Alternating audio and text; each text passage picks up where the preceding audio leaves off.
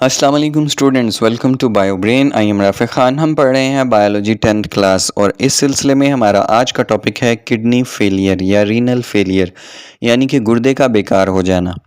गुर्दे का बेकार हो जाना क्या है बेटे? तो आइए अपना टॉपिक स्टार्ट करते हैं। किडनी फेलियर या गुर्दे का बेकार हो जाना। किडनी फेलियर का मतलब ये है कि आपका एक किडनी या दोनों किडनी फेल हो जाएं in term of proper working, वो काम परफॉर्म ना कर पाएँ जिसके लिए गुर्दे बने हैं। गुर्दे का काम होता है आपके ब्लड को फिल्टर करना और ब्लड में से waste product, extra salt, urea वगैरह को जिस्म से बाहर खारिज करना।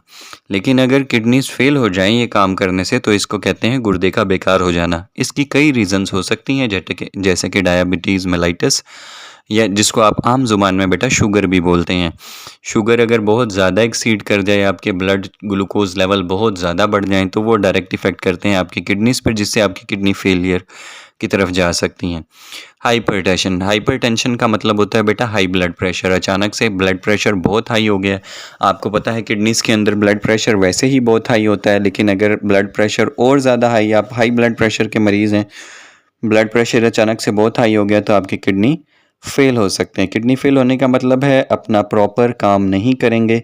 उसके अलावा और बहुत सी कंडीशंस हो सकती हैं जिसमें किडनी फेल हो सकते हैं, like sudden interruption in blood supply के। अगर ब्लड सप्लाई रुक जाए जो किडनीज की तरफ जा रही है, आप कोई भी ड्रग्स जो हैं वो ओवरडोज ले लें, कोई मेडिसिन ले लें जिसका साइड इफ़ेक्ट हो सकता है किडनीज पर, या कोई बहुत सारे मल्टीविटामिन आप यूज़ कर रहे हैं बहुत लंबे अरसे तक, उसका भी किडनी पे इफ़ेक्ट हो सकता है। किसी चोट लगने की सूरत में भी आपका किडनी बेकार हो सकता है।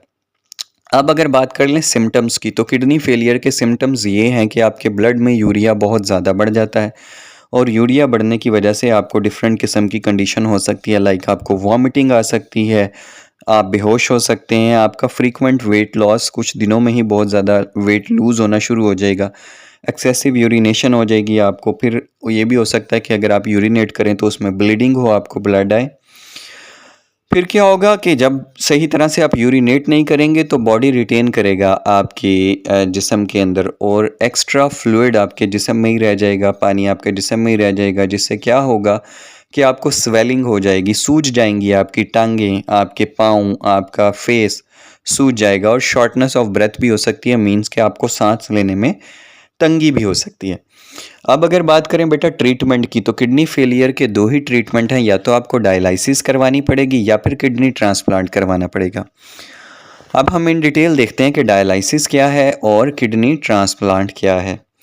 Dialysis dialysis mean the cleaning of blood by artificial way. जैसे कि गुर्दे का काम है बेटा किडनीज को क्लीन करना, इसी तरह डायलिसिस का काम है कि हम खून को क्लीन करते हैं, ब्लड को क्लीन करते हैं, बट इन आर्टिफिशियल वे।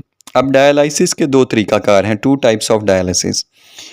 पहली है peritoneal dialysis and second is haemodialysis. Peritoneal dialysis में क्या होता है बेटा, आपके गट के इर्द गिर्द, यानी कि आपकी आंतों के इर्द गिर्द जो जगह होती है, इसे पेरिटोनियल कैविटी बोलते हैं, क्योंकि इसमें एक मेम्ब्रेन होती है जिसे पेरिटोनियम बोलते हैं, और इस मेम्ब्रेन के अंदर also have blood vessel in it.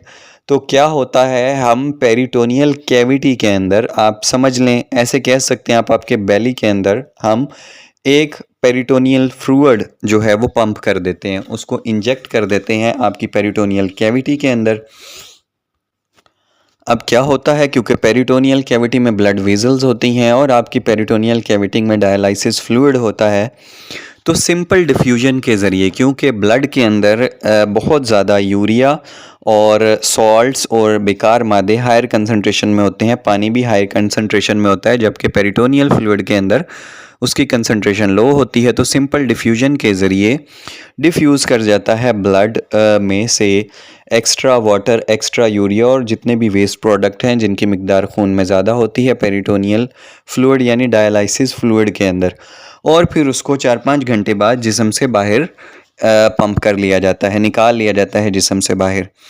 ये जो प्रोसीजर है ये घर पे भी हो सकता है, इजी प्रोसीजर है। इजी प्रोसीजर मतलब तकलीफ़ दे तो होता है, बट ये है कि आपको हॉस्पिटल में 5-6 घंटे के लिए नहीं जाना पड़ता, चलते फिरते आप इसको कर लेते हैं, ये इसका बेनिफिट है। ये घर पे भी हो सकता है और इसको डेली बेसिस पे परफॉर्म करना पड़ता है।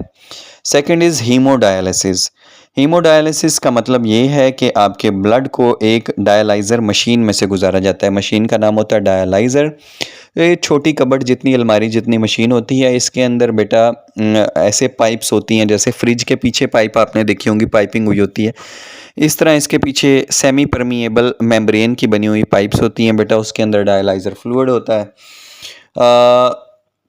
बल्कि उन पाइप्स के अंदर से ना हमारा ब्लड गुजारा जाता है बेटा। उन पाइप्स जो कि सेमी परमिएबल पाइप्स होती हैं, उनके अंदर से हमारा ब्लड गुजारा जाता है। और वो पाइप जैसे फ्रिज के अंदर ऐसे प्लेट बनी होती है, बिल्कुल पाइप्स की ऐसे प्लेट बनी होती है, और पूरी अलमारी भरी होती है, ये पूरा डायलाइज़र भरा होता है डायलाइसिस फ्लूइड के साथ।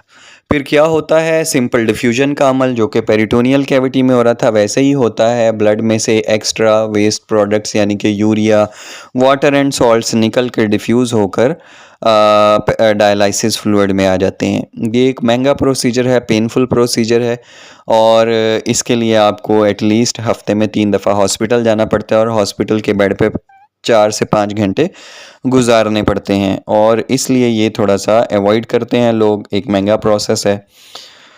अच्छा, इसके अलावा जो एक और तरीक़ाकार है बेटा, वो है किडनी ट्रांसप्लांट, कि किसी का किडनी लें और उसकी मैचिंग करें और आपके अंदर वो किडनी लगा दिया जाए। अब किडनी ट्रांसप्लांट के लिए आपको किसी डोनर की ज़रूरत होती है। अब 2 तरह के डोनर होते हैं बेटा। कुछ लोग अपनी डेथ से पहले जो है वो डोनेट कर जाते हैं किडनी के, जब मैं मरूँगा, जब मेरी डेथ होगी तो आप ये किडनीज़ मेरे डोनेट कर सकते हैं।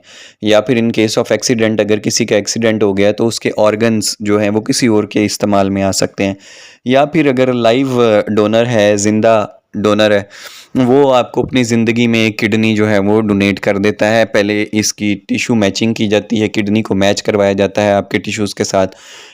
कुछ इसके जो है ना, हर किसी का किडनी नहीं लगाया जा सकता।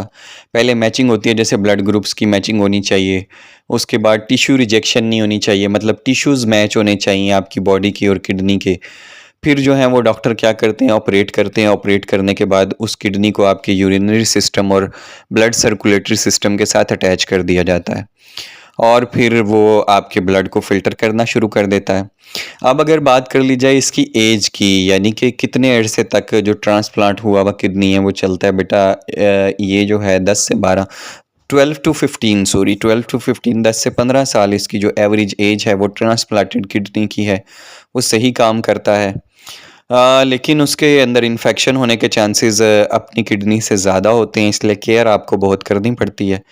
और फिर 10 से 15 साल बाद वो किडनी दोबारा से फ़ेल हो जाता है, ख़राब हो जाता है, फिर आपको एक नया डोनर ढूंढना पड़ता है। और फिर नया डोनर मिलने तक आपको यही डायलिसिस पे शिफ्ट कर दिया जाता है, पेरिटोनियल या हीमोडायलिसिस, दोनों तरह की डायलिसिस आप करा सकते हैं। जब आपको अगर नया डोनर फिर से मिल जाए तो फिर से आप किडनी ट्रांसप्लांट करके 10 से 15 साल तक फिर उस पे गुजार सकते हैं। लेकिन इसके साथ बहुत एक्स्ट्रा केयर की भी ज़रूरत होती है। तो ये था बेटा हमारा आज का टॉपिक, जिसमें हमने पढ़ा कि किडनी फेलियर क्या होता है, किस तरह से होता है, उसकी वजूहात पढ़ी, और फिर उसका इलाज क्या है। Peritoneal dialysis, haemodialysis, peritoneal cavity में पेरिटोनियल डायलिसिस होती है, जबकि डायलाइज़र में जिस्म से बाहर हीमोडायलिसिस होती है, खून को निकाल के एक मशीन से गुजारा जाता है। उसके बाद किडनी ट्रांसप्लांट को पढ़ा के किसी और की किडनी अपने अंदर लगवाना जो है वो किडनी ट्रांसप्लांट है with the help of surgery. तो उम्मीद है आपको आज का लेक्चर समझ आया होगा। ये हमारे चैप्टर 2 का लास्ट जो है वो लेक्चर था।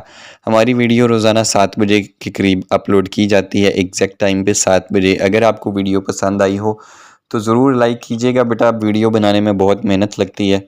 आप हमें ज्वाइन कर सकते हैं फेसबुक पे, इंस्टाग्राम पे, व्हाट्सएप पे, टिकटॉक पे और हमारे यूट्यूब चैनल पे। आपसे मुलाकात होगी इंशाल्लाह कल। अपना बहुत सारा ख्याल रखिएगा। अल्लाह निगहबान।